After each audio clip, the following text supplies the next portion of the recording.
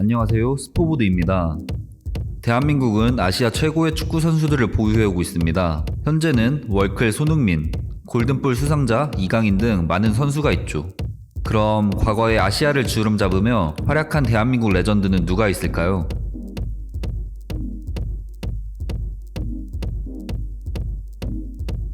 첫 번째 레전드는 이영표입니다. 현재 점쟁이 해설위원으로 유명한 그는 대한민국 역사상 최고의 윙백입니다. 1977년생인 그는 2000년에 건국대학교를 졸업하고 안양 LG 치타스에 입단했습니다. 입단 첫해 리그 우승과 이듬해인 2001년 슈퍼컵 우승을 이끌며 그의 대표팀 감독으로 부임한 히딩크 눈에 들었죠.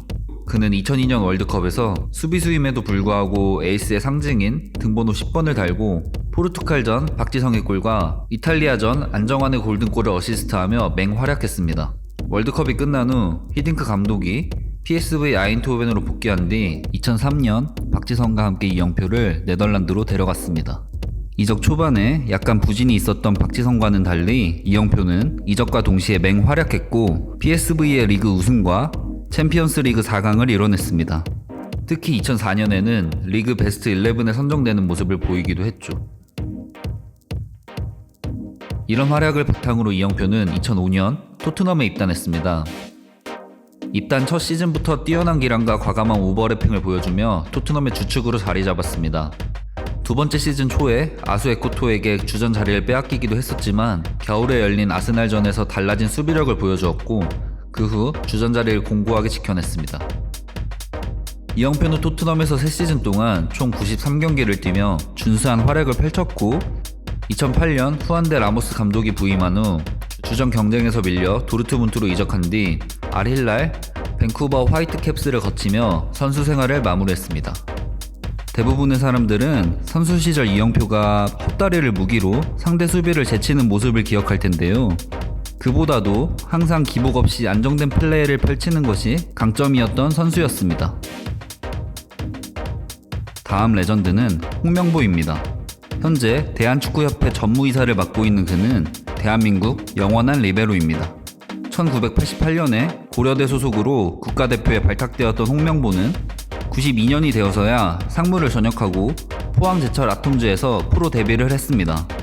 홍명보는 K리그 데뷔 첫해 리그 우승과 MVP 수상, 그리고 리그 베스트 11에 들어가는 등 엄청난 활약을 펼쳤죠. 포항에서 좋은 활약을 이어가던 중 홍명보라는 이름을 알리게 된 계기가 있었는데요. 바로 94년 미국 월드컵이었습니다.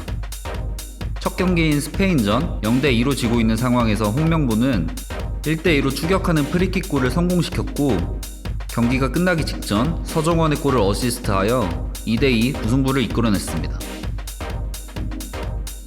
그 후 홍명보는 94년 아시아축구연맹 수비상, K리그 베스트 11을 수상했고 세계 올스타전에 4번이나 출전하는 등 대한민국을 대표하는 스타로 떠올랐습니다.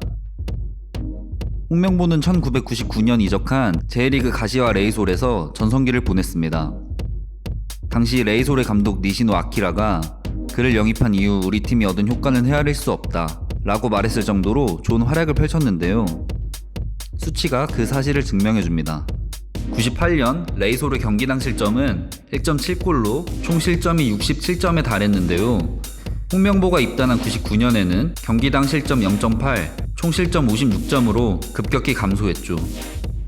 만년 중하위권 팀이었던 레이솔을 우승 경쟁이 가능한 팀으로 변화시키며 나비스코컵에서 우승컵을 거머쥐기도 했던 홍명보는 2001년 2002 한일 월드컵을 앞두고 포항으로 돌아옵니다.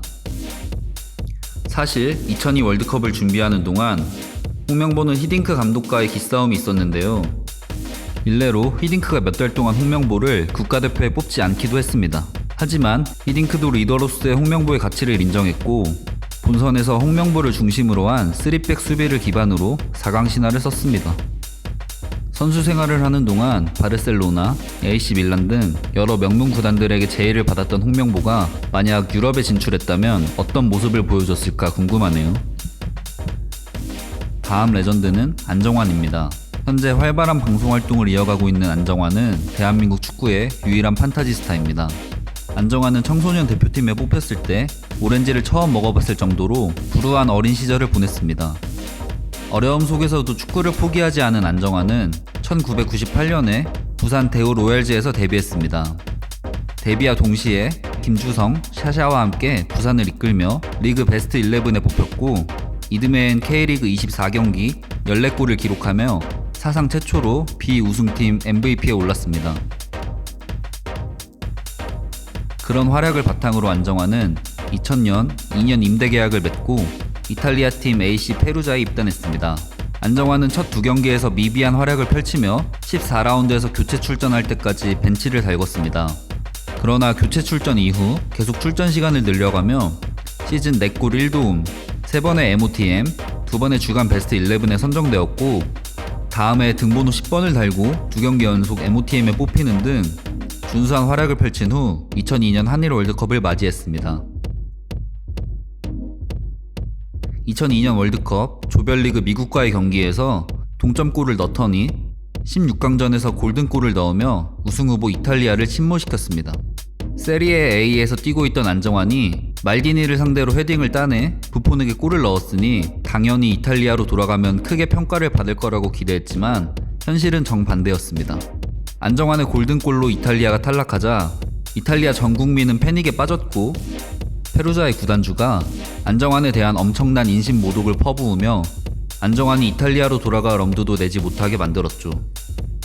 그래서 안정환은 에이전트와 함께 독단적으로 블랙번 이적을 추진했고 거의 성사 직전까지 갔지만 워크 퍼밋 등의 문제로 실패했습니다.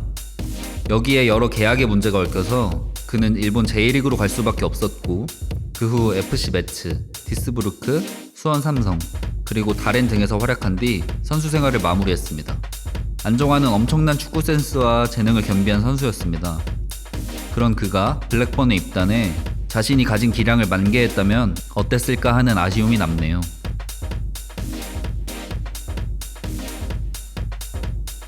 오늘 준비한 대한민국 레전드 1부는 여기까지입니다. 2부에서는 더 대단했던 선수들과 함께 찾아오겠습니다. 재밌게 보셨다면 구독과 좋아요 부탁드립니다. 감사합니다.